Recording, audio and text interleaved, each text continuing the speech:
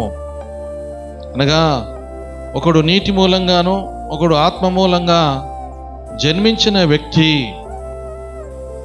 అనగా మనము జన్మించిన వారము, నూతన సృష్టిలో పాతవి గతించినది, మన జీవితంలో నూతనమైన జీవితంలో కలిగి ఉన్నాం గనక పాపము చేయజాలడమని మొదటి విషయాన్ని మనము మరి దేవుని వాక్యం చేత హెచ్చరిస్తున్నట్టు చూస్తున్నాం. రెండోది, పవిత్రంగా జీవిస్తాడు.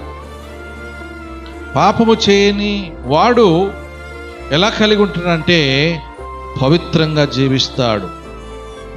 ఏ విధంగా జీవిస్తాడండి? క్రీస్తుని నమ్ముకున్న మరి బిడ్డ ఏ విధంగా కలిగి ఉంటాడంటే పవిత్రంగా జీవిస్తాడు. హెబ్రీయులకు రాసిన